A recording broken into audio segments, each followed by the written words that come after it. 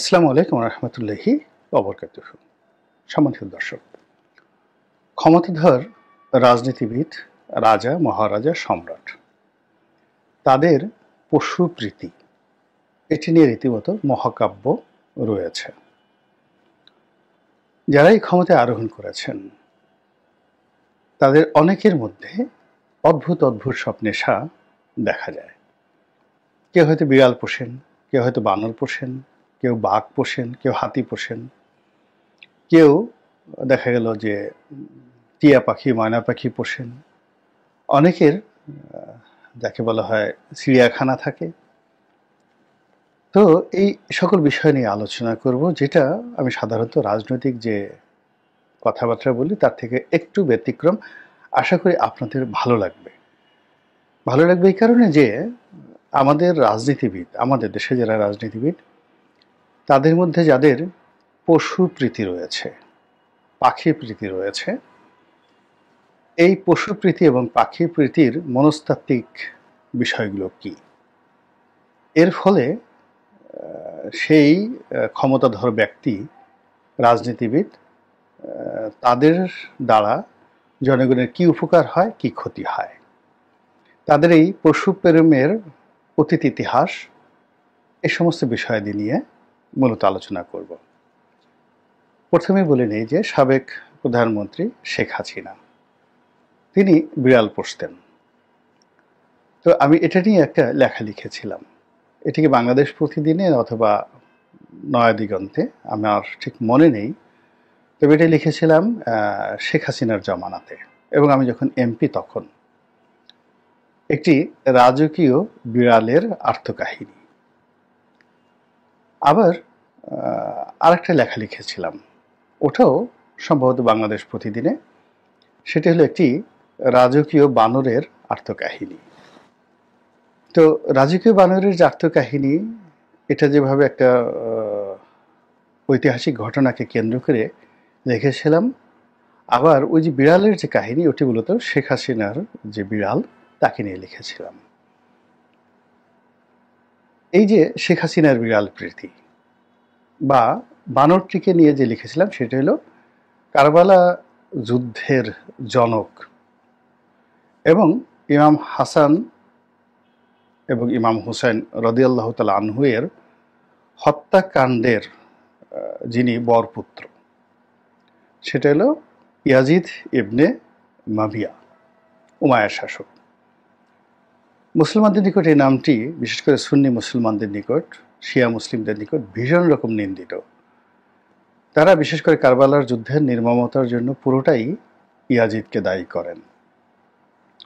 এবং ইয়াজিদের চরিত্র নিয়ে মুসলমানরা হাত দিয়ে এখনো পর্যন্ত এরকম ভালো কিছু লেখেননি। যদিও এখন কিছু কিছু সম্প্রদায় এসছে যারা ইয়াজিদকে খুব বড় করে তুলে ধরার চেষ্টা করছেন। অনেকে বলার চেষ্টা করছেন যোগ্য, সুশাসক, তারপরে তার পিতার সম্পর্কে তিনি আশায় মুবাশশারা ছিলেন, এরকম আরও অনেক কিছু, আমির মাবিয়া সম্পর্কে অনেক অনেক সুন্দর কথা বলার চেষ্টা করছেন।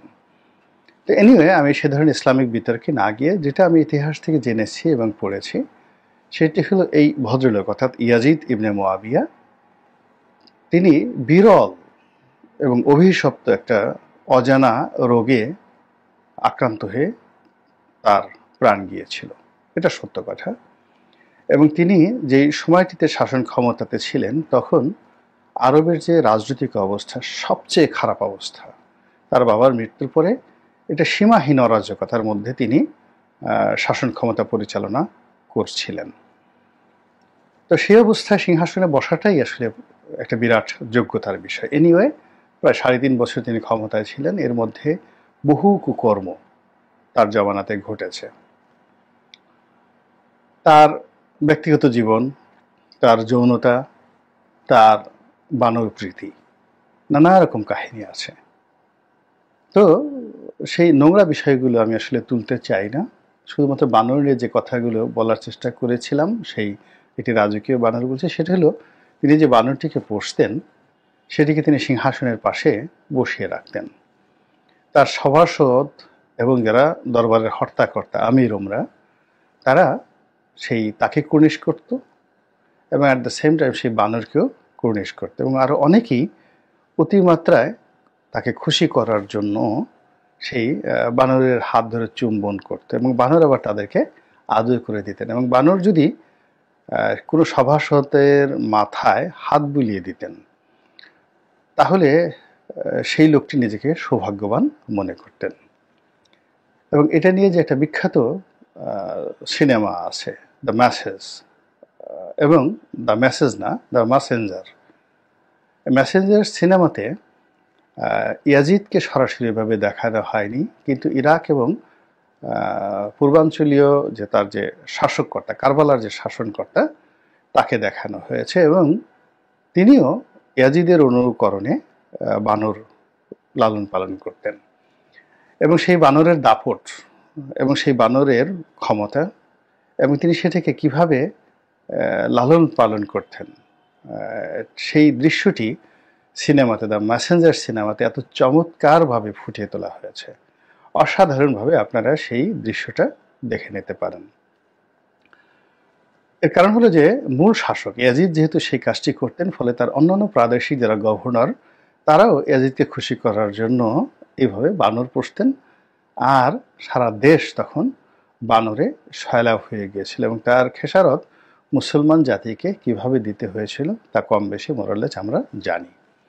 এখন শেখ হাসিনার বিড়াল সম্পর্কে আসি। শেখ হাসিনার বিড়ালটি দোতলায় থাকতো, বা আমি এখন আপনি করে বলি, বিড়ালটি দোতলায় থাকতেন।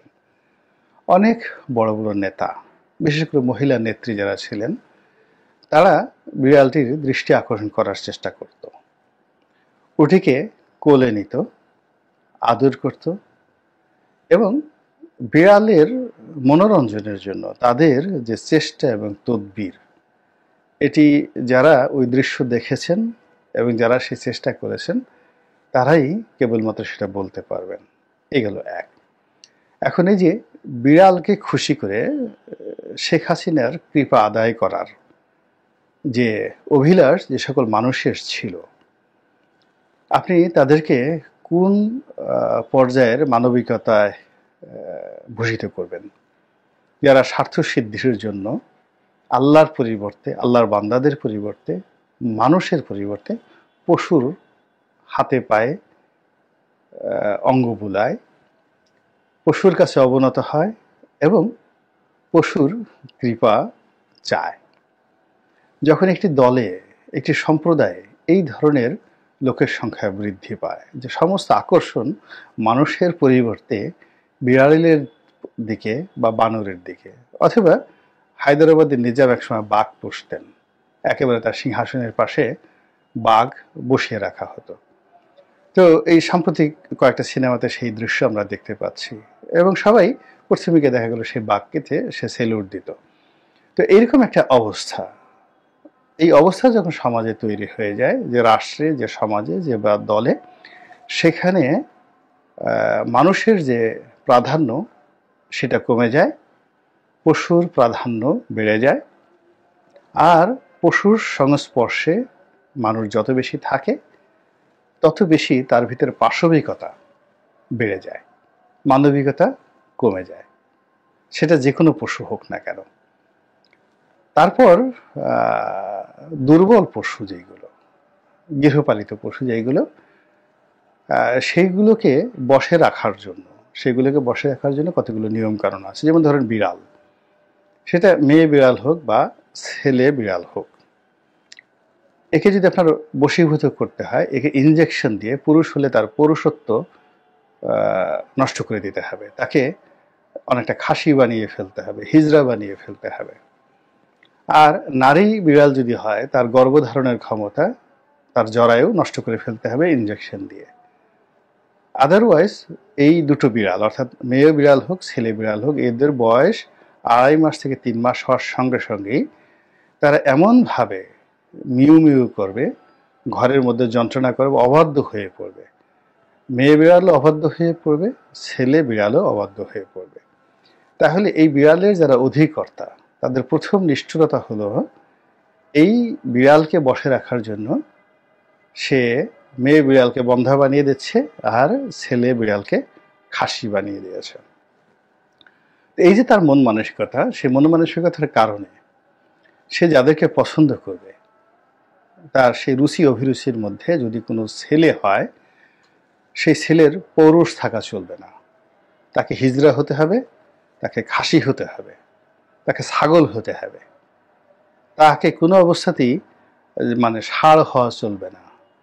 তাকে দামড়া হতে মানে বড় জোর দামড়া, মানে আপনার তো গ্রামে যেগুলোকে গরুকে হাল চাষে ব্যবহার করা হয়, সেখানেও যে সকল মানে ষাঁড়ের বিচি কেটে দেওয়া হয় সেগুলোকে আমরা দামড়া বলতাম, বলদ বলতাম, বলদ বলদ বা দামড়া। আর যেগুলো ধরেন সেই যাদের বিচি থাকতো ষাঁড়, সেই যাদের সন্তান উৎপাদনের ক্ষমতা থাকতো তাদেরকে আমরা ষাঁড় বলতাম। ছাগলের ক্ষেত্রে তাদেরকে ছাগল না বলে পাঠা বলতাম। তো এইরকম যাদের সেই পুরুষ দলের মধ্যে, রাষ্ট্রের মধ্যে, সেনাবাহিনী বলেন, পুলিশ বাহিনী বলেন, যেখানে বলেন না কেন, সেখানে যাদের পুরুষদের মধ্যে ন্যূনতম পৌরুষ থাকে, ততক্ষণ পর্যন্ত এই বিড়াল প্রেমী, ছাগল প্রেমী, বানর প্রেমী যারা লোকজন রয়েছে, তারা তাদেরকে রেহাই দেয় না, তাদেরকে খাসি বানানোর জন্য চেষ্টা করতে থাকে। আর মেয়ে হলে মেয়েদেরকে বন্ধাত্ব, মানে তাদের কোনো যৌন আকাঙ্ক্ষা থাকা চলবে না। আর কোনো নারীর যদি কোনো যৌন আকাঙ্ক্ষা না থাকে, সন্তান ধারণ করার ক্ষমতা না থাকে, কিংবা সে যদি হিজড়া প্রকৃতির হয়, তাহলে রাজনীতিতে আপনি বড় জোর সুলতান সুলেমানের যে সিনেমাটা দেখেছেন বা নাটক দেখেছেন, সিরিয়াল দেখেছেন, সেখানে অসাধারণ একটা চরিত্র ছিল সুম্বুল আগা, প্রাসাদের সুম্বুল আগা। অর্থাৎ আপনি সেখানে প্রধানমন্ত্রী ইব্রাহিম পাশাকে যে আপনি একভাবে খাসি বানিয়ে সুম্বুল আগাতে পরিণত করতে পারেন। তো পশুপ্রেমী যারা, তারা প্রথমত এরকম তার দলের, তার পরিবারের, তার রাষ্ট্রের, তার সংগঠনের সবাইকে এইভাবে মানবরূপী পশু বানিয়ে ফেলে। তারপরে ষাঁড়রূপী তাকে দামড়া বানিয়ে ফেলে, আর বিড়ালরূপী নপুংসক বানিয়ে ফেলে। এই হলো প্রথম লক্ষণ। দ্বিতীয় লক্ষণ হলো যে তারা সবসময় স্বজাতি বিদ্বেষী হয়। এবং প্রকৃতিতে দেখবেন যে স্বজাতি বিদেশী